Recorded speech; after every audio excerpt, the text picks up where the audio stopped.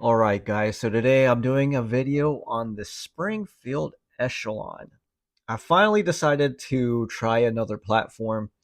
Wasn't really looking for another platform, but this came across my feed and the price was right on it. In fact, it came with the optic, it came with 3 mags, it came with an extra frame, and it came comped. I did put the Surefire X300 on here, but it came comp from the factory, and this is the compact version, not the full size. And what really sold me on it was the cog system. So it's got like an FCU, like 365 P320 FCU or Ruger RXM system. So you can take out the like the fire control group and put it into another frame. The fire control group's the actual firearm portion of the pistol, and you can get other slides and frames and PDW chassis just like the P320, right? So I decided to try it out because with the optic, with the 3 mags and stuff, I ended up buying this for $550. And like I said, it was the comped version of it, which I'm getting into comps a little bit more on at least factory comps. In fact, almost all the guns that I purchased recently have been comp from the factory, and I thought for the price I'd give it a shot because I was already looking at the Vortex Defender series of optics. I wanted to try it out. They're about 200, 250, so they're very inexpensive. But I thought, man, if I was willing to spend, $250 on a Defender, what's another $300 to try out a whole nother pistol? In fact, I thought I'll just keep the optic. I'll sell the pistol if I don't like it. And I'll tell you what, I really ended up liking the pistol. So um, this is a Glock 19 size frame, right? I'm going to take off the flashlight and stuff. But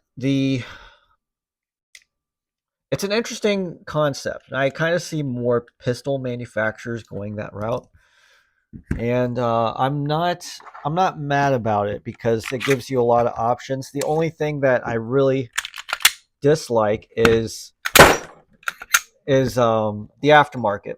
So the aftermarket for the P320 is fantastic, right? That's kind of what is the appeal for the P320. But the aftermarket for the Echelon is really abysmal. So there are basically no slides available. You have to buy them from Springfield themselves, and they're expensive. They're like $500 for a slide. It's a complete slide with the barrel and everything, but still $500. And I paid $300 for the complete gun. In fact, I see used Echelons, full size, comped, whatever, going for about $400 to $500 on the used market. So if I were to buy another slide, I just buy a whole nother pistol, right? Because they're cheaper. I buy it used. So that's the downside to the Springfield Echelon that I've noticed so far. But it is basically the same size as a Glock 19, almost exactly. So I'm used to carrying a Glock 19. In fact, this is my preferred pistol platform.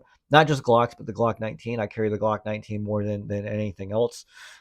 In fact, I just picked up this one the other day because I was in the market for an RMR too, and I was willing to pay $500 new for an RMR. And then this came across with the RMR, with the it was direct mounted, got the irons forward of the optic. I bought this whole setup with, the case, 3 mags, whatever it came with and stuff. They wanted $650 for it. Obviously, I changed out the trigger, the slide stop, and put a magwell on here, but everything else came on the gun and stuff. So that's why I decided to buy another Glock 19 Gen 5. I mainly buy them for parts. I bought it for mainly the optic, and I thought for an extra $150, I get a whole nother Glock 19. So I'm not mad about that. Not just a Glock 19, one that's been, slide cut OEM, so still an OEM slide and everything, OEM internals, Trijicon sights, RMR. I mean, I couldn't go wrong for the price, and that's kind of why I did it. So, like I said, I really wasn't in the market for another Glock 19, but I ended up buying it because the price was right. So that's kind of been my downfall with buying guns lately is that the prices have been so good that it's hard for me to turn down. In fact, right now, it seems like guns and ammo are just so inexpensive. I'm kind of stocking up on them for the next gun run. So like when let's say the next election cycle happens and like a Democrat's probably going to be, you know, on the ballot to possibly win, there's like a run on guns, right? And then you might be able to make a little bit. And, you know, all these guns that I have only, 150, 200, $300 into, I can sell for five, six, $700 down the road. So, in a way, I kind of look at it as an investment, right? And it's kind of a way to try out different guns. If I don't like it, I can always trade it on the market again, right? Take off the optic, probably get my money back, or almost my money back, and have an optic for $50 or something. You know what I mean? So that's kind of why I do what I do, and I absolutely think it's the coolest thing. It came comp from the factory, and this comp, it's very interesting on this echelon. So it's kind of like a half moon. It's very large. They did it right, just like Smith and Wesson's carry comp and stuff. They drilled out the bore to where the comp is, and then everything is rifled before that. Um, the takedown, it's a little stiff on the echelon, and I like the slide stop. So the slide stop, it's very different. It's small, but it's in a really good spot for it. You release it. You don't have to pull the trigger to take off the slide and stuff, and then everything's about normal. The guy did put a an upgraded recoil or guide rod in this. It's a factory spring with a full steel. It's a little bit heavier guide rod from NDZ, I believe. And then here's the barrel. I believe the barrel must be a 4-inch barrel, but it's not all the way 4 inches, so it's probably like 3.5 inches of actual rifling. And then everything else is pretty standard and stuff. The optic system is very cool on the echelon. So they use what looks like a bunch of pins that you can put in different spots for like an RMR.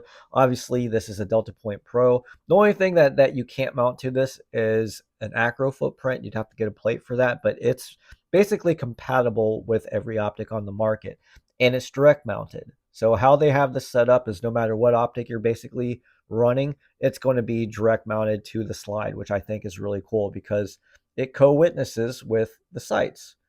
I thought that was a very neat feature. I really like the optic system on the Echelon, and then obviously with they call it the cog system.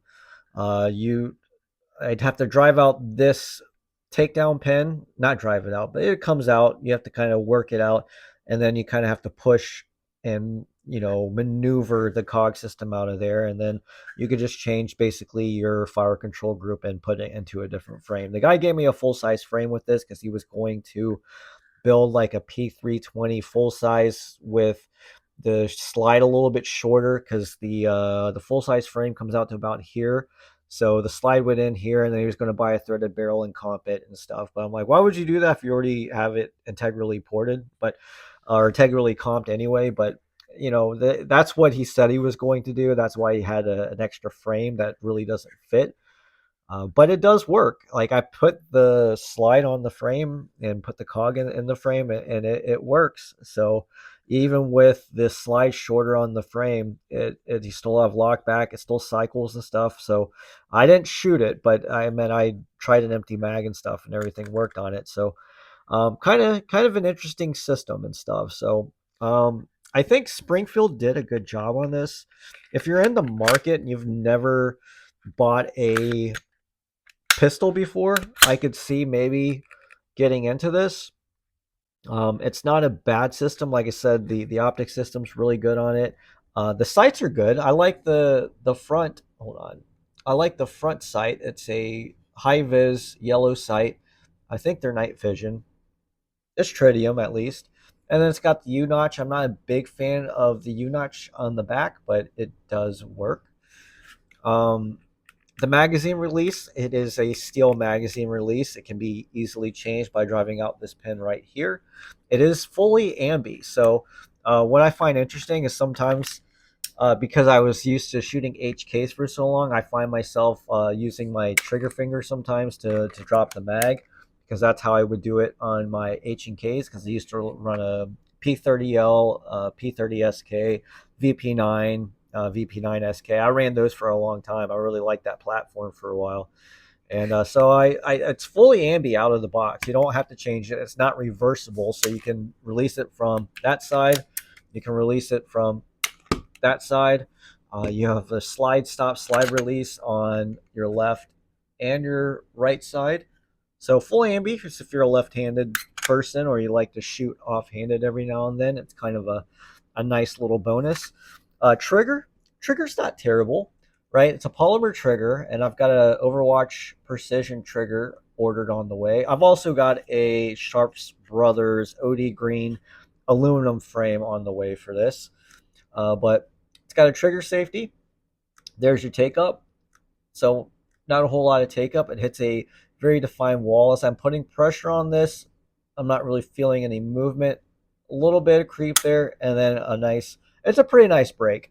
It's spongy, kind of like a SIG P365, I guess is how I would describe it. Kind of has that thud feeling. And then the reset was actually pretty short, right? There's your reset. It's not a bad trigger for a factory trigger. I like how manufacturers are getting better with their triggers out of the box. So let's get a little close up of that. I can definitely work with that trigger. So it's not bad. The recoil spring's pretty light compared to other manufacturers. So like Smith & Wesson, I think, uses like a 16-pound recoil spring. Glock uses 18 from the factory. This is a 14-pound recoil spring. So it's actually pretty easy to work the action of an Echelon. So if you have grip issues and stuff, the Echelon was going to be a little bit easier for you. And then just like the VP9, and I think maybe like Walther PDP does it, they have these cocking ears on the back, which make it really easy to grip. The front, the serrations are very wide, so it's very easy to get a good grip to rack the slide on this. It's just a very well thought out pistol. I'm actually, like I said, pretty impressed with this. So I know Springfield doesn't make this. This is a Croatian pistol.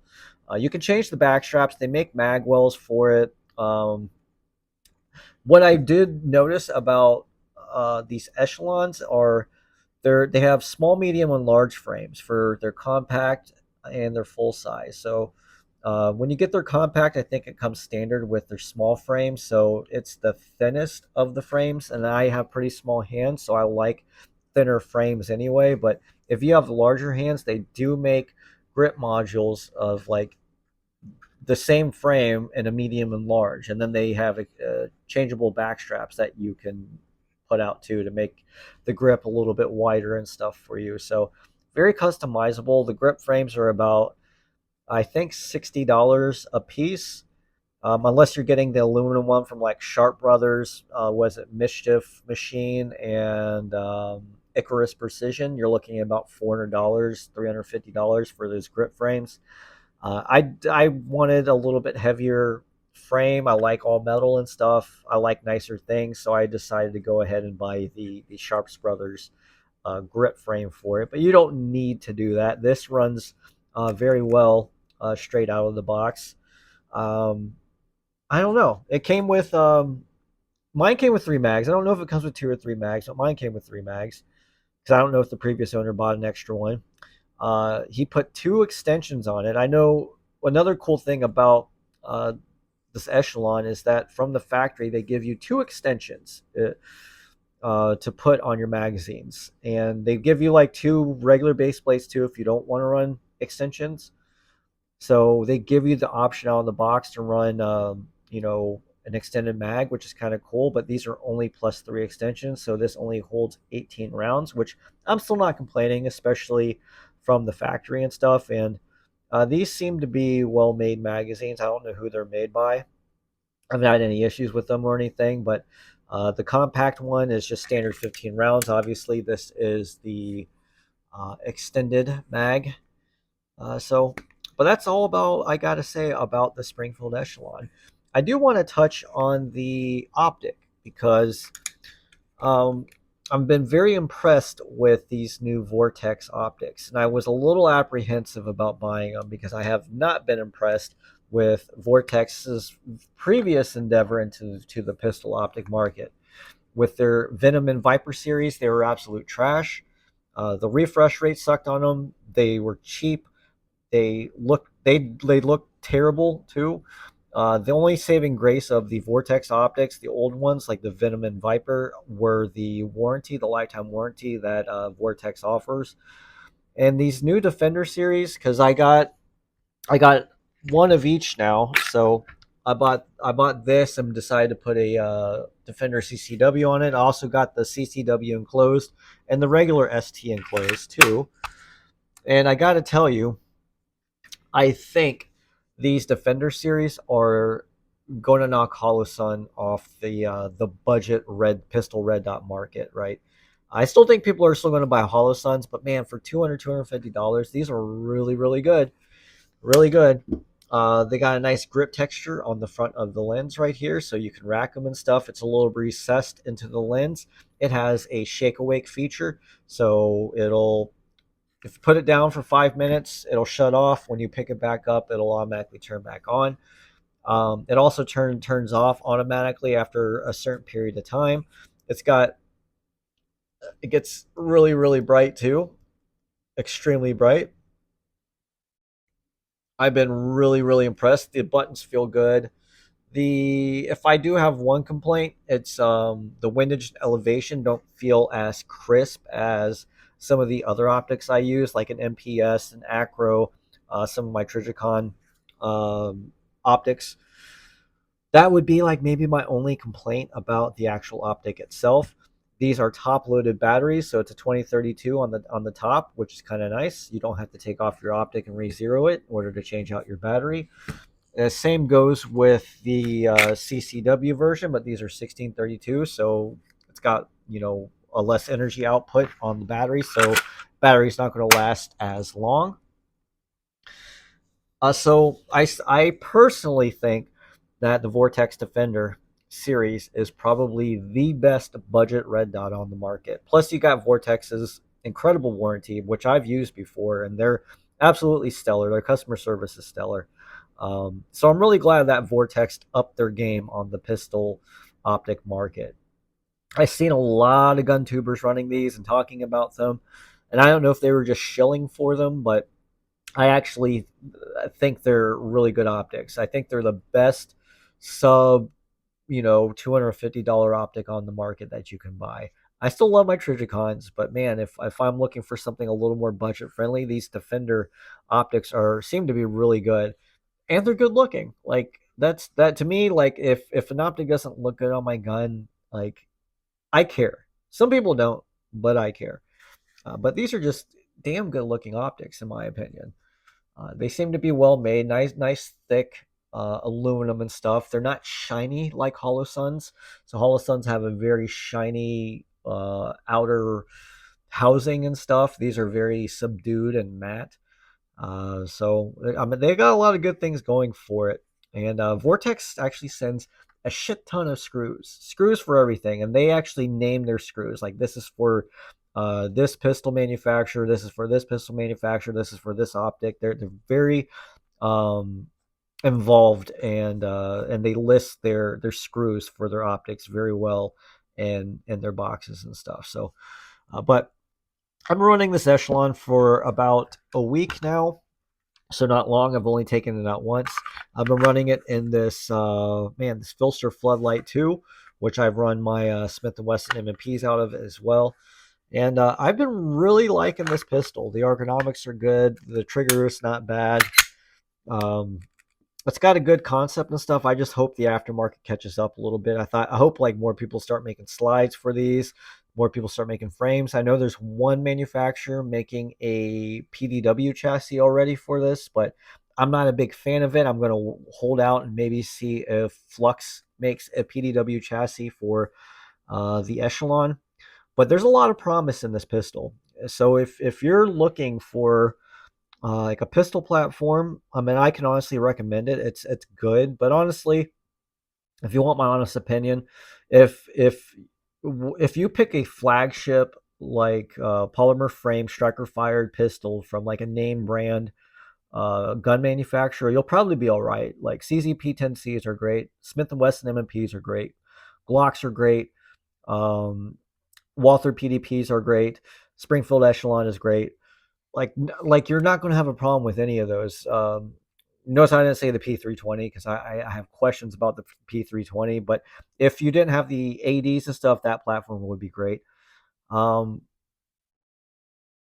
just pick whatever feels best in your hands because everyone's hand size is a little bit different. Everyone's needs are a little bit different.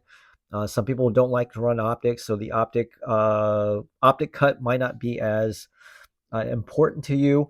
If you're left-handed, you might want something that is absolutely ambi like this. So I meant like it really depends on what your needs are, and I can't answer those questions for you. So just pick a flagship model. If you have the ability to try out different pistols, go ahead and try them out. If you see somebody at the range that is shooting something that you've been interested in, more than likely, just ask. He or she will probably let you shoot it. I've rarely run into anyone who's been an asshole at a range and didn't like want to talk guns, and we could shoot each other's guns just fine. You know what I mean? So try out try out some things before you take the plunge, because I'm going to tell you, invest into one system. Don't hop around. Don't buy a lot of different platforms. I know that seems to be like the cool thing to do. I do it. You know what I mean? But I just really like guns. I shoot a lot too, so I can justify it a little bit. And then part of it is a little bit of uh, like an investment for me. You know, I don't mind holding on to these and being able to sell them for 50, $100 a little bit more later. So if you're doing something like that, you're a collector. I'm not telling you what to do with your money, but if you're just looking just to buy one gun to do it all and stuff, this could be your gun. This is a great pistol. I haven't been a big fan of Springfield recently, and I tried out the Prodigy. I'm getting some work done on my Prodigy. I like the Prodigy. Don't get me wrong, but for a long time, like with the XD series and XDM series, I haven't been a real big fan of Springfield pistols. And so I really think they did a good job with the Echelon, just like I think Vortex really stepped up their game with the Fender series of optics. So this is a testament to both of these companies really changing up their standards and stuff, doing something a little bit different and doing it well. So pretty good mix right here. I'm pretty happy with it. Um, if you want to find it on the used market like I did, you could probably find a good deal on it. I think the comp versions go MSRP for $600, so they're still not unreasonable. That's still pretty good, and I can tell you, from running like a Glock 19 Gen 5 back to back between an Echelon, I can feel a difference in the comp compared to just a standard Glock 19. So um, there's a difference there. There definitely is a difference. So anyway, that's been my experience on the Springfield Echelon. And like I said, this is coming from a guy who mainly runs Glocks and M&Ps. I got a lot of M&Ps too, but that's a different story. So my main two platforms is the Glock, followed by the M&P, and I'm going to invest a little bit into the Echelon platform. I'll probably get a full size. I'll probably get a PDW chassis, and I'll probably keep it. I probably won't sell this. That's how much I like it. If I like a gun enough, I won't sell it. I'll keep it in my collection, right? For example, I picked up this the other day because the price was good. Came with the optic too and stuff. But anyway, I picked this up the other day, and I don't like it enough to keep it. I'm going to end up selling the Canik MC9 Prime. So it's not a bad gun. It just doesn't suit me. I don't find a reason to keep it. It doesn't do anything different than what my other pistols do. And you could say that about the Echelon, but I don't have any other pistol that I can take out and make like a PDW and stuff. And I'm not looking to invest in a P320 system, right? So that's what this one offers me over other pistols. And sometimes you can just keep a pistol because you like it, right? You just like how it looks, you like how it shoots. whatever, you just want to collect it, I mean, that's cool too. Like I said, I'm not trying to tell you what to do with your money, but if you want to be smart with your money, stick with one platform and just kind of build on that platform, right? Like if you like Glocks, you want the reliability of Glocks, just stick with Glocks. You know what I mean? Like you're not going to go wrong with it. But M&Ps are great too. Just invest into one platform, shoot that for a while, and then if you want to branch out and try different things, that's another thing. But I would suggest just buying a few of the same pistol, mainly for parts and just for training and stuff. Buy like a compact, a full size, a subcompact if you want to like conceal carry and you want something a little bit easier.